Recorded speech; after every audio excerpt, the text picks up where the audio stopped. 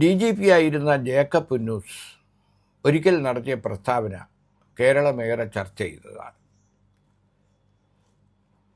മന്ത്രിമാരായാലും മേലുദ്യോഗസ്ഥരായാലും നിയമപരമല്ലാതെ അവർ പുറപ്പെടുവിക്കുന്ന ഉത്തരവുകൾ താഴെയുള്ളവർ അനുസരിക്കേണ്ടതില്ല. DGP ആയി റിട്ടയർ ചെയ്ത ജേക്കബ് പുന്നൂസ് ADGP ആയിരിക്കെ നടത്തിയ ഈ പരാമർശം അന്ന് വലിയ ചർച്ചകൾക്ക് വഴിവെച്ചതാണ്.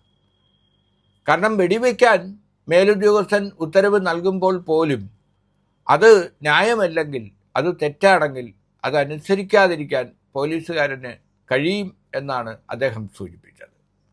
ഇപ്പോൾ ഞാനിത് പറയാൻ കാരണം നമ്മുടെ തിരുവനന്തപുരം ജില്ലാ കളക്ടറായിരുന്ന K.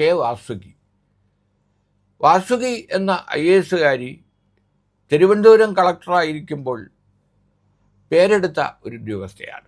സമർത്ഥയായ കളക്ടറായിരുന്നു.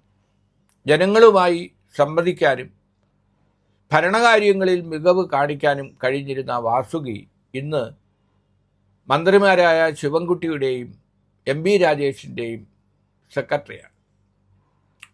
പൊതുവിദ്യാഭ്യാസ സെക്രട്ടറിയായ വാസുകിയാണ് ഡൽഹിയിൽ പോയി ആരുമറിയാതെ PM ശ്രീ കരാർ ഒപ്പുവെച്ചത്.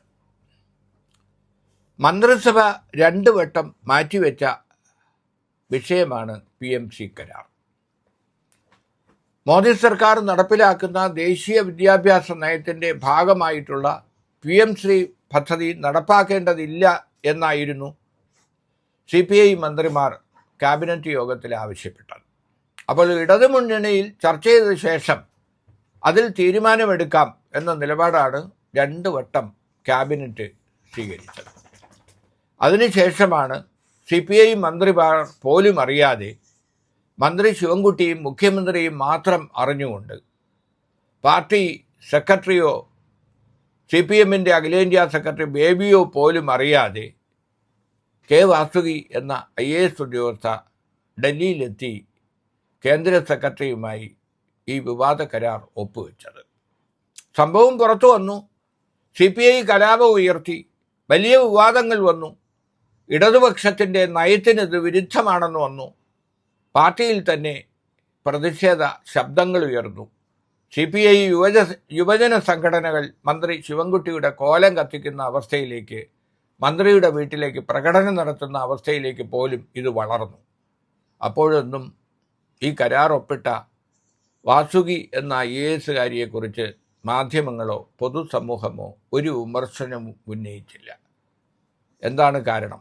ആ ഉദ്യോഗസ്ഥയ്ക്ക് പൊതുസമൂഹത്തിലുള്ള അംഗീകാരം, നല്ല ഉദ്യോഗസ്ഥ എന്ന് അവർ നേടിയെടുത്ത പേര്, ആ പേര് കളയാതിരിക്കാൻ ശ്രദ്ധിക്കേണ്ടിയിരുന്നത് വാസുകിയാണ്.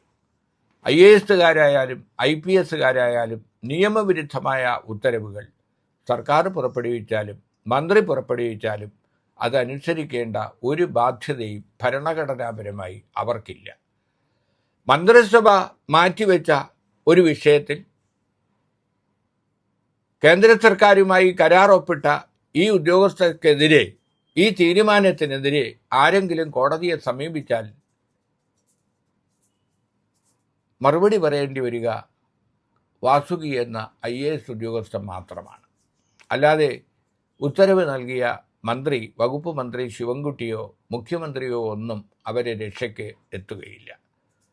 സിവിൽ സർവീസിലേക്ക് പുതിയ തലമുറ കടന്നു വരാത്തതിൻ്റെ ഒരു പ്രധാന കാരണം വിദ്യാഭ്യാസമില്ലാത്ത, വിവരമില്ലാത്ത മന്ത്രിമാരുടെ മുന്നിൽ തലചൊറിഞ്ഞ് നിൽക്കാനും ഓച്ഛാനിച്ചു നിൽക്കാനും അവർ പറയുന്ന വിവരക്കേടുകൾ അനുസരിക്കാനും കഴിയില്ല എന്ന യുവതലമുറയുടെ നിലപാട് കൊണ്ടാണ് സിവിൽ സർവീസ് രംഗത്തേക്ക് ബുദ്ധിയുള്ള ആളുകൾ കടന്നു വരാത്തത്.